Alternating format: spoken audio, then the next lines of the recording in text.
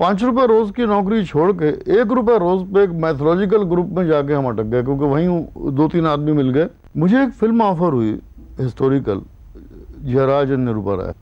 मैंने वो film refuse कर दी। एक फिएट गाड़ी, एक फ्लैट और ₹25,000 डायरेक्शन के।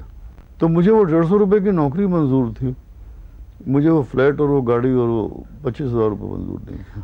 एंड बात बनते बनते बनते बनते ऐसी बनी। एसएम अब्बास हमारे राइटर थे। अब्बास ने कहा, प्रकाश मेरे पास एक कहानी है, तुम सुन लो। वो हसीना मांझा की कहानी जो उन्होंने सुनाई, वो ऐसी चिपकी, बस शुरुआत हो गई करियर। प्रकाश जी, नौजवान डायरेक्टर बन के जब आप मुंबई आए, कौन प्रोड्यूसर डायरेक्टर थे जिनसे आप बहुत मुतासिर थे, जिनके काम ने आपकी फिल्म मेकिंग पे असर डाला?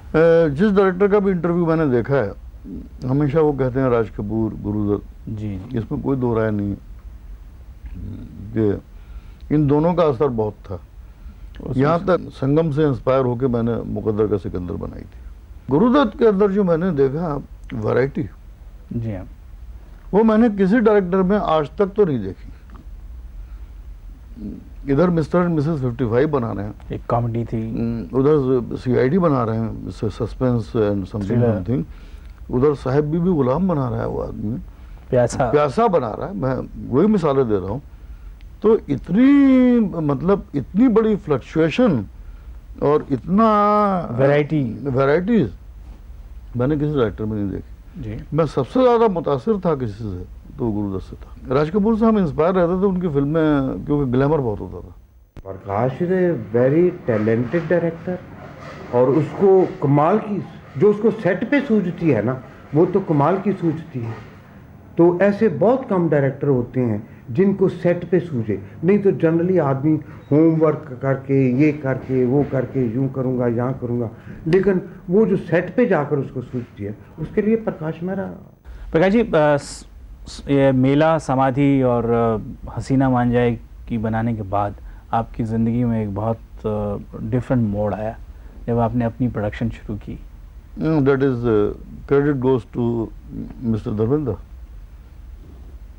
जब समाधि बन रही थी जी, तो मुझे इंस्पायर करने वाला आदमी था मनोज, पंडित मनोज कुमार जी। उन्होंने कहा कि this is the high time, तेरी 3 जुबलियाँ हो गई, तू प्रोड्यूसर बन जा, वरना तेरी ज़िंदगी स्टार्ट कट बोलते बोलते गुजर जाएगी, और उसमें से एक फिल्म भी तेरी गचकी तो तू गया। और ये गचकना जो है, फ्लॉप होना, ये तो निश्चित है। तो मैं ज़रा घबराया कि ये पंडित जी गचकने की बात क्यों कर रहे हैं। मैंने सोचा, एंड मैंने के नारायण से एक सब्जेक्ट लिया था, कहानी किस्मत की। धर्मेंद्र को जब मैंने सब्जेक्ट सुनाया तो धर्मेंद्र ने बोला, यार अर्जुन के पास, हु इज़ माई गॉडफादर, उसके पास स्टोरी नहीं है, प्रकाश तू ये स्टोरी मुझे दे दे फॉर अर्जुन, मैं तुझे एक सब्जेक्ट देता हूँ, इन रिटर्न ऑफ जंजीर। आई सी, मेरे ख्याल में बहुत कम लोग इस बात को जानते हैं। तो मैंने कहा मेरे पास क्या है? बोले मैं एक इंस्पेक्टर और पठान की कहानी। अच्छा, उसने कभी मुझे कहानी नहीं सुनाई धर्मेंद्र ने, हमेशा वो ये कहा करता था एक इंस्पेक्टर और एक पठान की कहानी। अरे मैंने कहा भाई साहब वो इंस्पेक्टर और पठान है क्या, मुझे ये तो बताइए। एंड देन जावेद साहब ही केम, एंड जावेद ने मुझे कहानी नरेट की, सलीम भी साथ में थे, और वो कहानी मुझे दिमाग पे और दिल पे ऐसी लगी कि मैंने कोई बिल्कुल देर नहीं की, उसी वक्त साइंस हील डिलीवर किया। प्रकाश जी, एक बहुत ख़ास बात है, इस जंजीर एक ऐसी फिल्म थी जिसका हीरो एंटी हीरो था, और वो ना मुस्कुराता था ना हंसता था। दौर जो था वो बिल्कुल डिफरेंट किरदारों का था। आपको कहीं दिल में कहीं ये डर नहीं, खटका नहीं था कि आप कोई ऐसी चीज़ करने जा रहे हैं जो शायद दर्शकों को पसंद ना आए? खटका तब हुआ जब धर्मेंद्र जब तक हीरो था इसका जी, हम धर्मेंद्र मिल के बना रहे थे, तो वहाँ तक तो कोई खटका नहीं था। धर्मेंद्र बाद नंबर 1 जी, मुमताज़ हीरोइन थी, कोई खटका नहीं था, बड़ी स्टार का। हाँ, उसके बाद जब Dharmendra wanted to start a film for his brother, तो धर्मेंद्र ने कहा कि मैं पहले अपने भाई के लिए फिल्म, यार वरना क्या फैमिली में टेंशन हो जाएगी। तो जब धर्म ने कहा कि मैं थोड़ा सा डिले कर दे तू, मैंने कहा देखिए अब मैं अनाउंस कर चुका हूँ, अब मैं पीछे नहीं हटूंगा। हालांकि धर्म को बहुत तकलीफ हुई, इमोशनली वाज हर्ट। फिर हीरो की तलाश शुरू हुई जी। प्राण साहब मुझे बहुत इंस्पायर किया करते थे।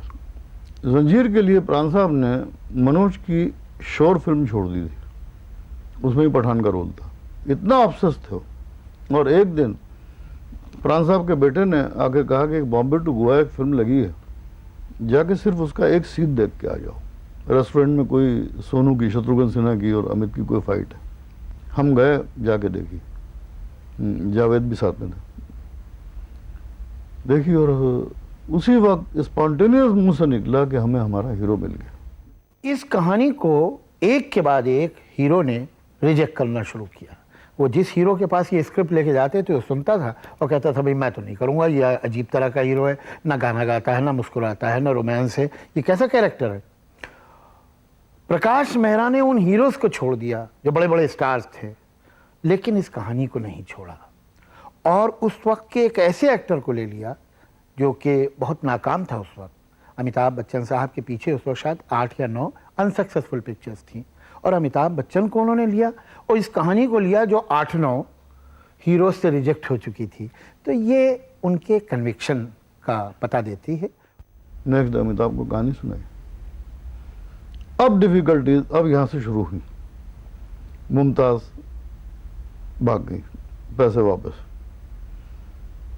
जितने डिस्ट्रीब्यूटर्स थे जो 3-3, 4-4 लाख लेके बैठे हुए थे, मैं सबको फ़ोन कर रहा हूँ, कोई लाइन पे ही नहीं आ रहा। अमिताभ बच्चन, हीरोइन नहीं मिल रही क्योंकि जया के साथ मैं काम कर चुका था समाधि में, तो शी एग्रीड। तो बहरहाल जो रेशो जो थी फिल्म की, जो धर्मेंद्र के साथ पिक्चर 14 लाख में बिक रही थी, अमिताभ के साथ सीधी 6 लाख पे आ गई। But I didn't bother about the ratio. एक कन्विक्शन थी ये फिल्म कुछ करेगी। पूरी मार्केट ही कहा करती थी कि इसकी 3 फिल्में क्या चल गई यार, ये अपने आप को समझता क्या है। He is making a art film with Amitabh and Jaya. और मैं दुनिया भर के मजाक, दुनिया भर की ह्यूमिलेशन, फाइनेंस साइड में, डिस्ट्रीब्यूशन साइड, हर चीज़ में बर्दाश्त करता चला गया। उसके बाद जब जंजीर रिलीज हुई तो इसके आगे की दास्तान तो सबको मालूम है। became a history. तुम्हारा नाम शेर खान है? इस इलाके में नए आए हो साहब, वरना शेर खान को कौन नहीं जानता। खैर, अब मुलाकात हो गई। जब तक बैठने को न कहा जाए शराफत से खड़े रहो। ये पुलिस स्टेशन है, तुम्हारे बाप का घर नहीं।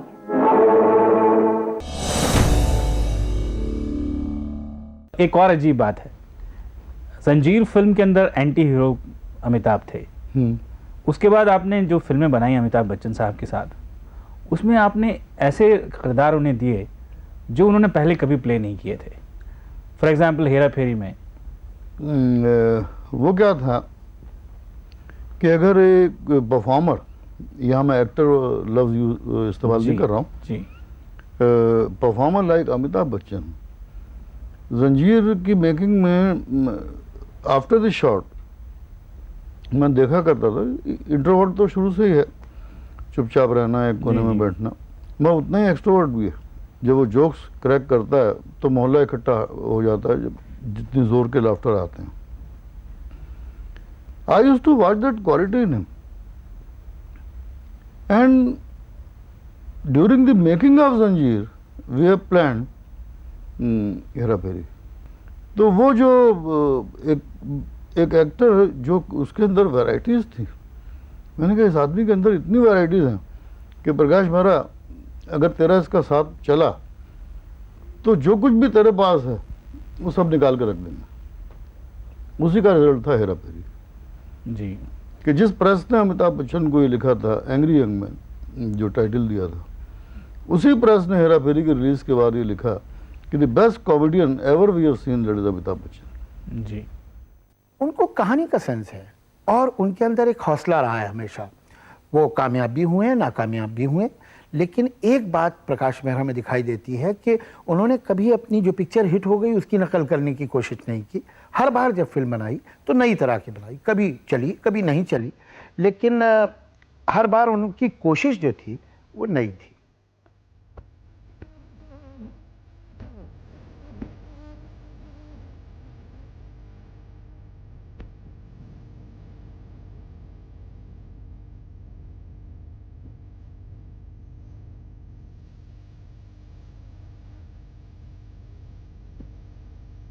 और उसके बाद एक आपने और बहुत इंटरेस्टिंग फिल्म बनाई, शमा ख्याल, out and out comedy Yeah. And ये बफून बफून, टोटल बफून। मुझे जैसा मैट्रिक फेल वहाँ पहुँच जाता है, तो एक हरियाणवी कैरेक्टर मेरे दिमाग में था। तो एक दादा पोते की एक कहानी, जब कहानी तो कुछ भी नहीं थी, एक लाइन सुनाई गई, sir we can make it. हमने कहा पहले इसके ऊपर आइटम्स बड़ी बड़ी इकट्ठी करते हैं। ये बड़ी एम्बिशन लेके बॉम्बे जा रहा है, इसका दादा इसे भेज रहा है, ये वहाँ जाके क्या क्या बेवकूफ़ियाँ कर सकता है, पहले तो वो सब इकट्ठी कीजिए। और वही हमने किया। पहली आइटम जब शुरू की 5 स्टार होटल में, पग घुंघरू बांध, वहाँ से जो फिल्म ने जब टेक ऑफ लिया, तो फिर I mean we used to go on and on and on. के पग घुंघरू बांध मीरा नाची थी और हम नाचे बिन घुंघरू के। प्रकाश जी, आपकी और अमिताभ बच्चन साहब की जोड़ी बहुत सक्सेसफुल रही, आपकी तकरीबन हर फिल्म बहुत बड़ी। एक्सेप्ट माई लास्ट फिल्म जादूगर। जी, एक जादूगर के अलावा आपकी सारी फिल्में बहुत बड़ी हिट रही। और कहा यह जाने लगा कि प्रकाश मेहरा और अमिताभ बच्चन एक दूसरे के पूरक हैं। कहाँ तक सच मानते हैं इस बात को?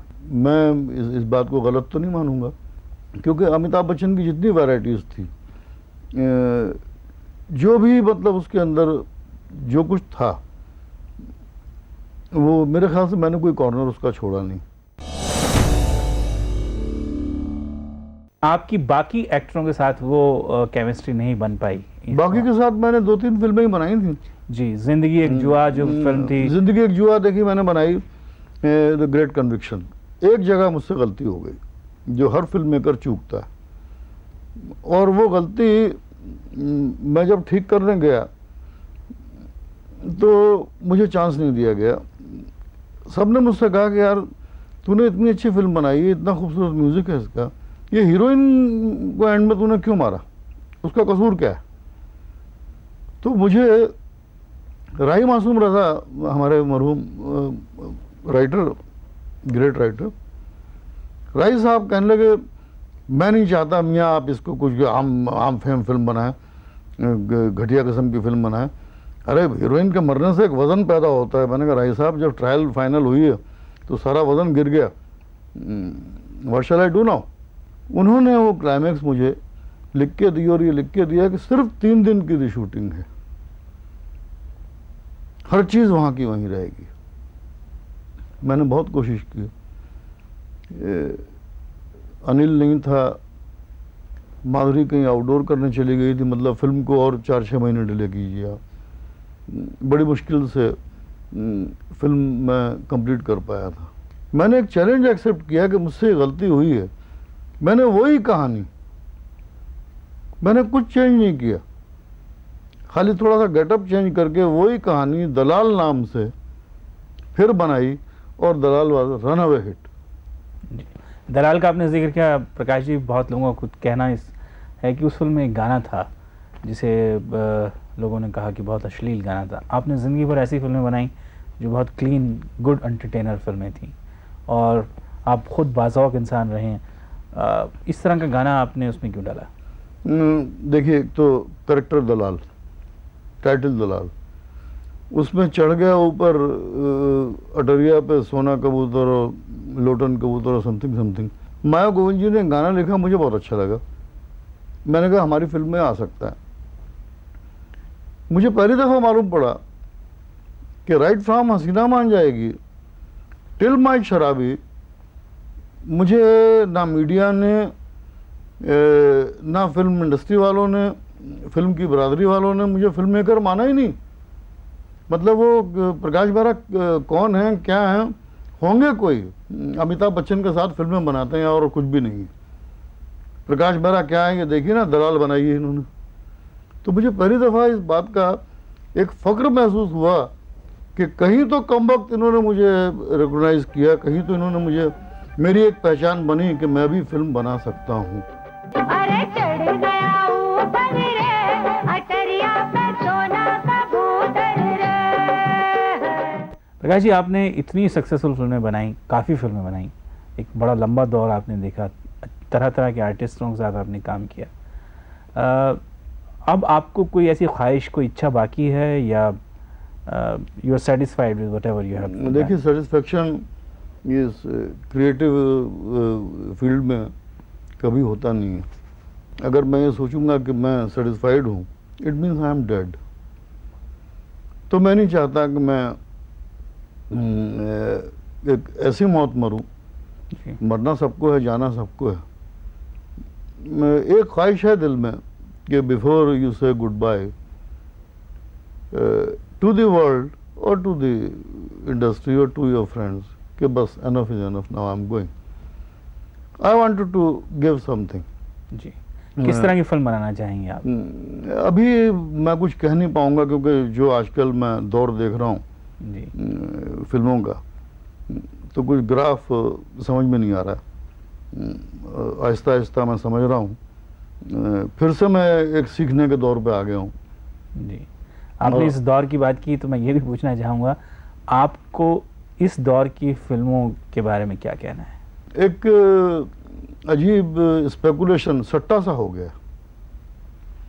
ऐसा लगता है भाव खुलने वाला है, परमुटेशन, कम्बिनेशन, ये एक्टर, ये हीरो, ये हीरोइन, ये टाइटल, ये म्यूजिक डायरेक्टर, ये ले ये लीजिए आइटम। हाँ, और इसमें 3 गाने अगर हमारे हिट हो जाएं तो we have won the battle. Film trader ज़्यादा है, मेकर कम है। मेरा ख्याल तो यही है। प्रकाश जी, इस नोट पे आपका मैं बहुत बहुत शुक्रिया अदा करता हूँ। सोना इसाफी शशि, Thank you very आपने much. मुझे बुलाया। दोस्तों, ये थी हमारी मुलाकात मशहूर निर्माता निर्देशक प्रकाश मेहरा जी से।